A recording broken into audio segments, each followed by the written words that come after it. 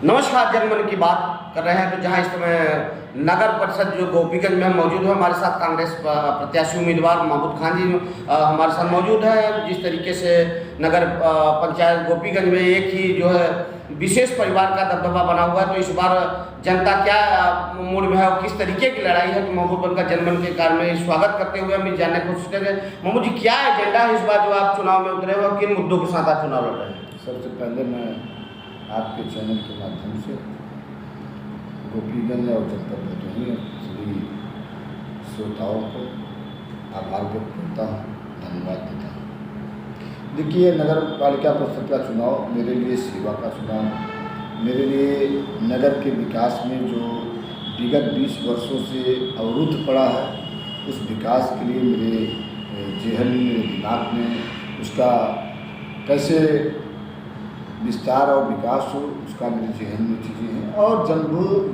जो गोपीगंज की जो जनमानस है, उनकी मूलभूत सुविधाओं से वंचित रखा गया है 20 वर्षों से, उसको दूर करने के लिए हमारा ये नगर पालिका परिषद का चुनाव लोकतंत्र की व्यवस्था है, जहां हम लोकतांत्रिक व्यवस्थाओं में रहकर समाज को उनको सुविधा दे सकते हैं, उसी का एक मार्ग है वो चुनाव में सभा। जिस तरीके से देखा जाए तो जिस तरीके के नेतवान जो है चेयरमैन है वो काफ़ी धनाढ्य माने जाते हैं, तो जनता हर बार जो है कहीं न कहीं वो अपना समीकरण बैठाने में कामयाब होते हैं। धनबल भी माने जाते हैं, क्योंकि धन पूंजी बहुत ज़बरदस्त है। तो इस पीरियड में और प्रत्याशियों के लिए क्या एजेंडा होगा कि जनता को मौका पाएंगे? देखिए, वो उनका व्यक्तिगत मामला है। ये लोकतांत्रिक व्यवस्था है। लोकतंत्र में हर आदमी जाता है कि एम कैन पकड़ और सत्ता में बने रहने का अभ्यास है, लेकिन गोपीगंज का एक अलग इतिहास है। निवर्तमान चेयरमैन का एक इतिहास है, वो सत्ता के पास हमेशा करीब रहते हैं। भ्रष्टाचार का एक बड़ा सा खजाना सत्ता के पक्ष में रहने का उनको अर्जित करते हैं और वो सत्ता के पास बने रहते हैं। देखिए, पूरे भदोही जनपद में जिस प्रकार से गोपीगंज का विकास होना चाहिए वो अवरुद्ध है।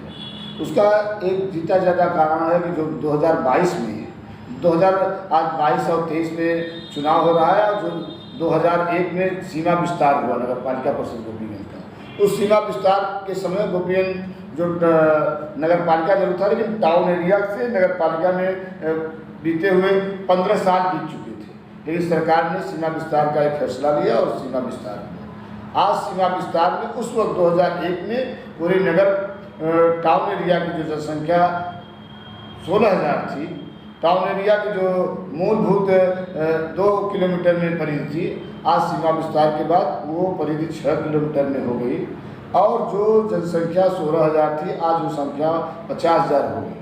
मतदाता जो 16,000 थे, आज मतदाता 30,000 के करीब हो गए।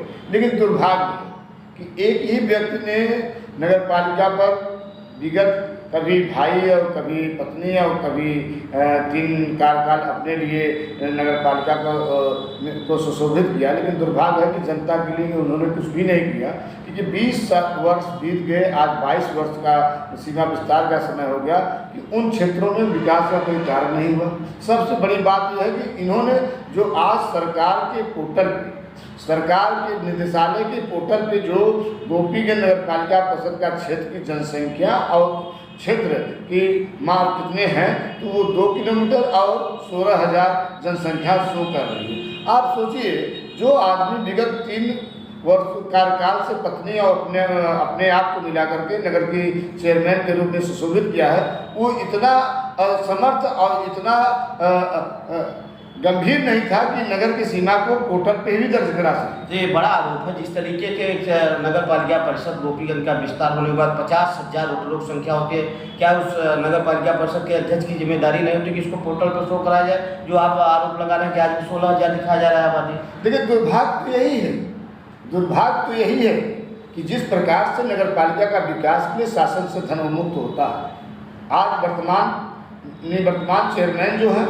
वो जिला प्रशासन के पास पत्रावली तो अपने यहाँ के माध्यम से भेज देते हैं, लेकिन कभी उसकी पैरवी करने के लिए नहीं जाते। आज जिस प्रकार से नगर पालिका के क्षेत्र में भारतीय जनता पार्टी के टिकट के लिए 6 महीने से लगातार परिक्रमा किए, लाखों रुपए लोगों के पीछे खर्च किए, आज लेकिन वही नगर पालिका अध्यक्ष कभी किसी प्रतिनिधि से, किसी प्रशासन के लोगों से, शासन के लोगों से निदेशालय में जाकर के स्वयं ने इस बात को नहीं रखा कि नगर पालिका का सीमा विस्तार हुए 20 साल हो गया। हमारे पोर्टल पे आज 16,000 जनसंख्या दर्ज है। हमारे नगर पालिका गोपीगंज का पोर्टल पे 2 किलोमीटर की क्षेत्र दर्ज है। आज अगर हो तो आए आपके माध्यम से जवाब दें इस बात को कि अगर कहीं इस बात की कार्रवाई की हो। हम तो कहते हैं सिर्फ एक पत्रावली जाती थी, पत्रावली से आज होना नहीं है। आज नगर के विकास के लिए, क्षेत्र के विकास के लिए लोगों के पास जाना पड़ेगा, प्रशासन से, जिलाधिकारी महोदय से, संसदीय के शासन में भेजना पड़ेगा, जनप्रतिनिधियों के माध्यम से शासन में पैरवी करनी पड़ेगी, तब नगर का विकास होगा और तब सरकार धन अवमुक्त करेगा।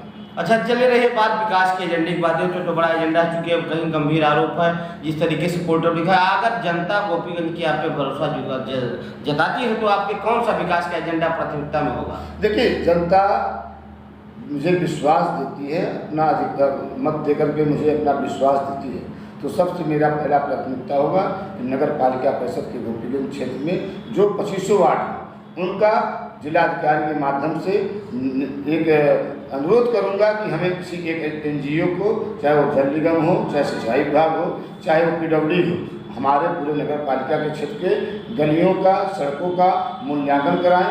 पानी निकासी के लिए एक मास्टर प्लान लाया जाएगा, जिससे नगर में जो बरसात के दिनों में या बरसात के समय में जो असुविधा होती है हमारे नगर पालिका परिषद के गोपीगंज के सम्मानित नागरिकों को, मतदाताओं को, उससे दूर किया जाए।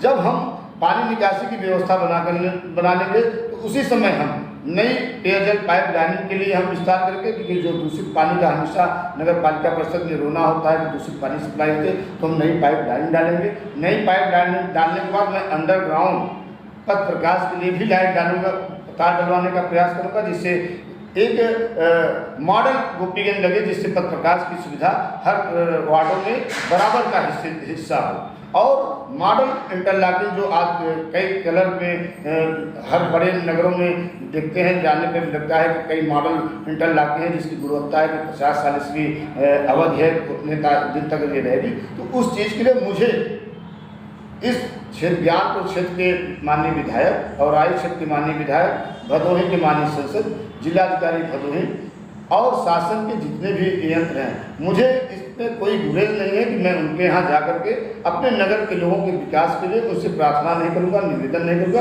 ये मेरे लिए नगर पालिका का विकास मेरे लिए दलगत भावनाओं से ऊपर होगा। नगर पालिका का विकास दलगत भावनाओं से ऊपर उतर के अगर मुझे योगी जी के भी सामने अपना दामन फैलाना होगा कि हमारे नगर के विकास के लिए आप कुछ अवमुक्त कर दीजिए, तो मुझे इसमें कोई गुरेज नहीं है कि नगर के विकास मेरी प्रथम प्राथमिकता है, यही मेरा उद्देश्य। प्रथम प्राथमिकता की दृष्टि से विकास के एजेंडे पर महमूद खान जी कांग्रेस के उम्मीदवार हैं और नगर पालिका परिषद गोपीगंज से अपना जो है पक्ष जनता से मत मांगते हुए विश्वास जताने की बात करते हैं। आप भदोही से हेमंत शुक्ला के साथ Nagendra Dubey, national now TV, Bhadohi.